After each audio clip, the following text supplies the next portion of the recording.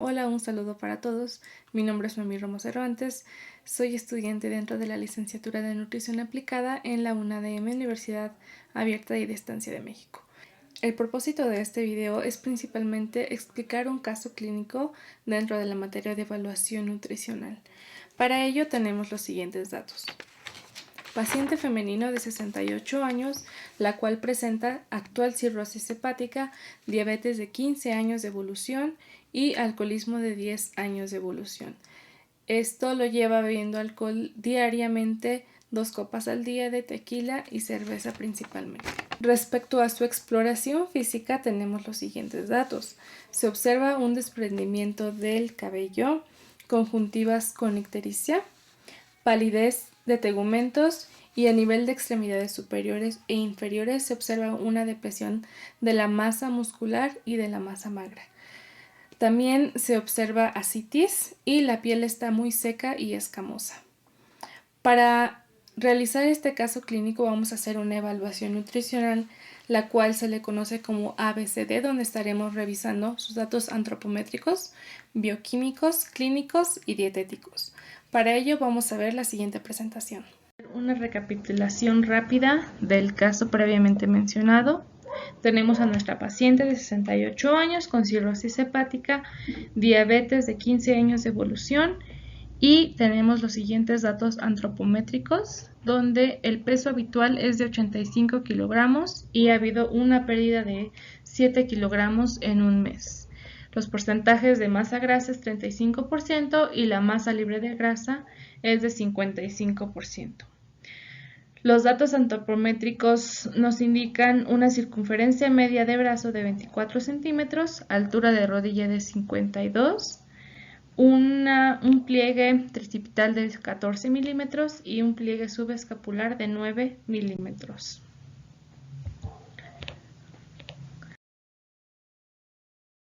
Para calcular el peso actual de nuestra paciente, vamos a utilizar la siguiente fórmula que es para mujeres de 60 años o más, donde vamos a dividir la altura de rodilla multiplicándola por 1.09, sumando a esto la circunferencia media de brazo por 2.68 menos 65.51.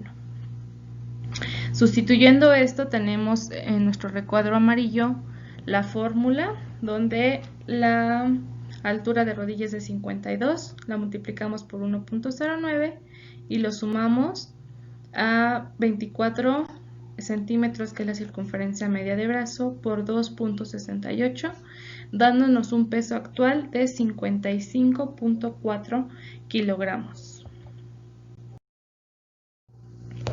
Otros datos que necesitamos para el tratamiento de nuestra paciente es calcular su IMC o el índice de masa corporal, siendo que para obtener este dato vamos a utilizar la fórmula que es dividir el peso entre la altura y esto al cuadrado. El resultado es de 20.85.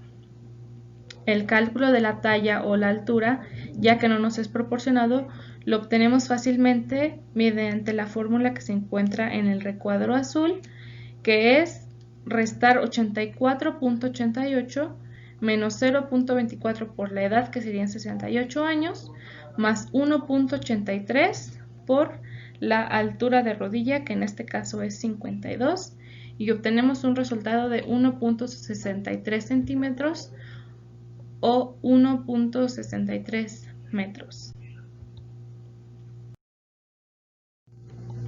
Pasando ahora sí a la revisión de la evaluación nutricional, tenemos primero los datos antropométricos, que serían en este caso los más importantes a revisar.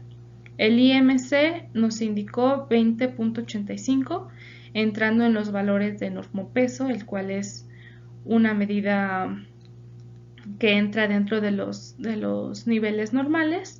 Tenemos la pérdida de 7 kilos en un mes, la cual es muy drástica y podría indicar una alerta de desnutrición, siendo que también se le suma la depresión de masa magra y masa grasa. Y como lo mencioné, es una malnutrición proteico-energética. Más adelante vamos a ver a qué se debe. Y la piel seca y escamosa nos indica una dieta insuficiente y desequilibrada. Pasando ahora sí a los datos bioquímicos, se nos proporcionan varios, pero los que yo obtuve de más relevancia y que presentan una alteración son principalmente la albumina, la cual está en 2.0 miligramos por decilitros, siendo que los valores normales deberían estar de 3 a 5 miligramos por decilitro. Entonces, en este caso están excesivamente bajas, pudiendo indicar una insuficiencia hepática muy agravada, retención de líquidos y también una deficiencia de zinc.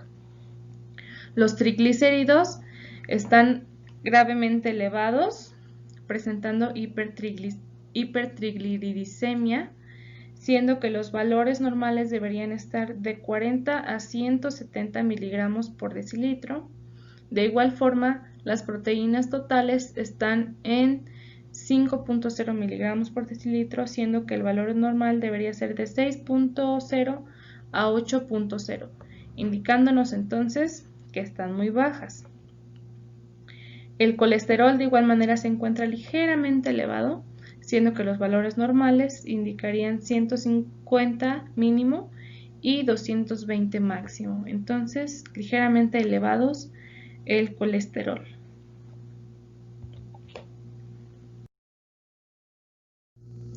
Respecto a los datos clínicos y dietéticos, únicamente como repaso, los clínicos: cirrosis hepática, diabetes, y para este caso se recomendaría el uso de omega 3 en dosis menores o equivalentes a 0.81 gramos al día. Esto también tendría que revisarse con las indicaciones que proporcione el doctor. Los datos dietéticos: se nos proporciona un recordatorio de 24 horas de pasos múltiples donde nos dan la información de que la paciente está consumiendo 89% de hidratos de carbono, siendo muy altos al ser un paciente diabético, proteínas menos 25% y lípidos menos el 40% del requerimiento total ideal. Esta dieta la lleva en su casa comiendo diariamente ahí, pero está muy desbalanceada y el consumo de alcohol está afectando también a su enfermedad de cirrosis hepática.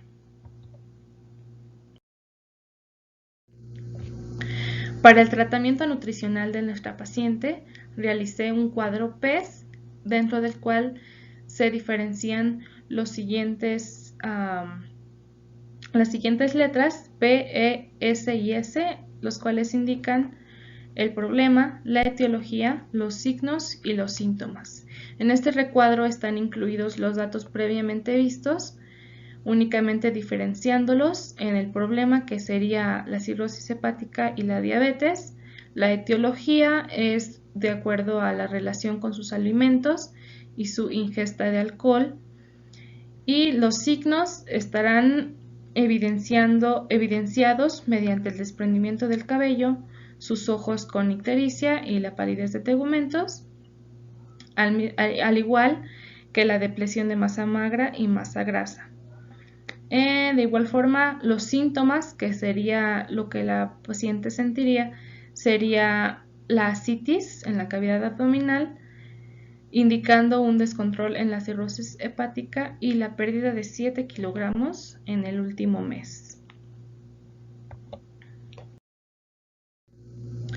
Ahora bien, para atender a nuestro paciente debemos realizar un cálculo de su gasto energético total, siendo que este es obtenido mediante la suma del gasto energético por metabolismo, mediante el cual podemos saber cuántas calorías necesitará al día.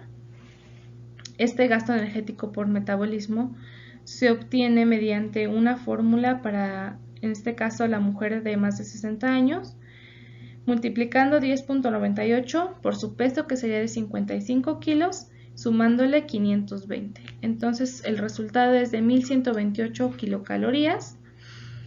Y luego a esto vamos a sumar el gasto energético por actividad física, el cual no se nos da, pero vamos a proponer un 10% y nos da 112 kilocalorías, más el gasto energético por termogénesis de la dieta. Sería otro 10%, 112 en total. Y la suma de estos tres factores nos daría un resultado de 1352 kilocalorías. Ahora bien, la propuesta del FDS o el factor dietosintético, la fórmula dietosintética, serían principalmente 55% de hidratos de carbono, siendo que la paciente es diabética, y propuse 25% lípidos y 20% de proteínas. A un lado vamos a ver cuántas kilocalorías nos va a dar en total y los gramos también.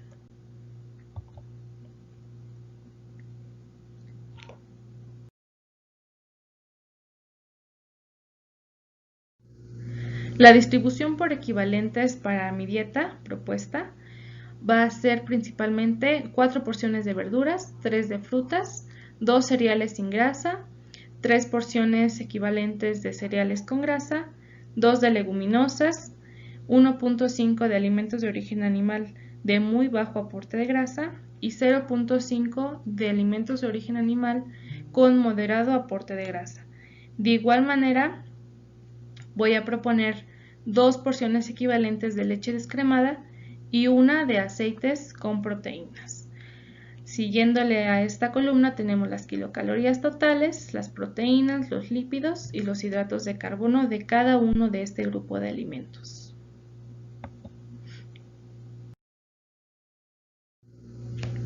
Ahora bien, el ejemplo de menú propuesto para mi paciente fue para el desayuno ejotes cocidos con huevo, champiñones y una porción de fresitas enteras naturales, que sería una cantidad equivalente a 8,5 piezas medianas, acompañadas con yogur, melón, una galletita integral y café o té sin azúcar, esto dependiendo el gusto de la paciente.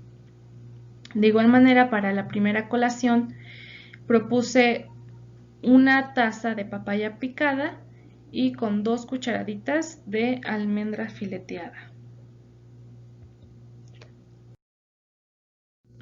La propuesta de la comida fue la siguiente: un pescado empapelado acompañado de pimientos rojos y cebolla blanca rebanada. Esto puede ser también aderezado con algunas especias que sean a gusto del paciente, y con alubias chicas o grandes, media taza, y una sopita de lentejas con una tortilla de harina integral preferentemente, y para su bebida una taza de agua con té helado en polvo. Para la colación número 2 propuse una manzana con yogur de fibra y una clarita de huevo cocida. Tenemos en la columna 3 la cantidad por porción equivalente, las unidades y los gramos también de cada porción. Para la cena se propone un pan de 7 granos, 2 rebanadas medianas o pequeñas, y una cucharadita de queso crema junto con una taza de agua. Esta sería la propuesta del menú para un día de nuestra paciente, y a continuación vamos a ver la tabla que nos va a indicar cuántos micronutrientes fueron obtenidos por esta dieta. Aquí tenemos los nutrimentos proporcionados por el menú, siendo que yo subrayé con color amarillo los más importantes para nuestra paciente, siendo que presenta algunas deficiencias en algunos y en otros un aumento muy elevado. Entonces, los que están subrayados en amarillo son los que nos indican las cantidades totales proporcionadas por el menú.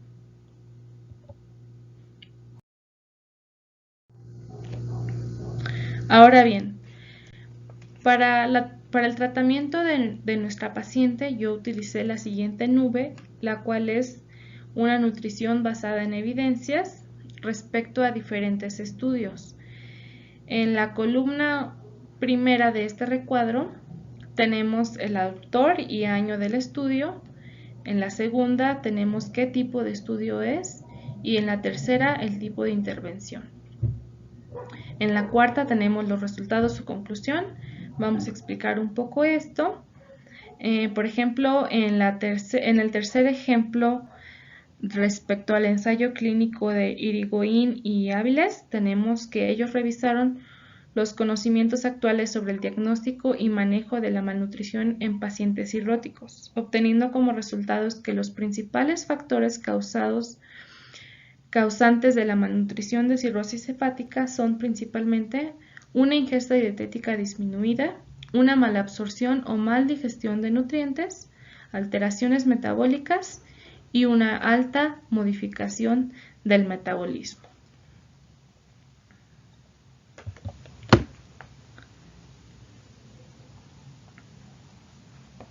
Entonces,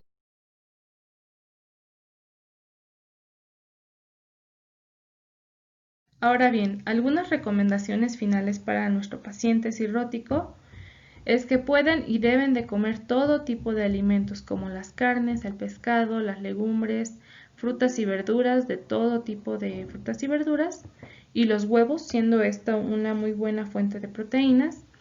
Esto aplica únicamente a aquellos que no padecen diabetes. En el caso de los pacientes diabéticos hay que tener un poco más de precauciones respecto a los alimentos y las cantidades proporcionadas. Entonces, si no existen contraindicaciones médicas, intolerancias o alergias, se deben incluir todos los grupos de alimentos en porciones obviamente medidas. Ahora, para evitar estreñimiento se recomienda aumentar el consumo de fibra como frutas, verduras y cereales integrales. De igual forma se recomienda beber diariamente entre 1.5 a 2 litros de agua, aparte de las infusiones o zumos que beba usted habitualmente, si no hay contraindicaciones médicas. El café y té, si los toma, debe ser con moderación, evitando también prolongados periodos de ayuno. Un dato muy importante a tener en cuenta es que las bebidas alcohólicas como el vino, la cerveza, el tequila, la sidra, etc., quedan estrictamente prohibidos, siendo que estos afectan obviamente más que nada a los pacientes cirróticos y si no está enfermo pues podría desencadenar esta enfermedad. Evite comer demasiado rápido y en su lugar mastique despacio para facilitar la digestión. Los grandes volúmenes de comida afectan su absorción y para ello en su lugar debería mejor fraccionar su dieta en 5 o 6 comidas a lo largo de todo el día.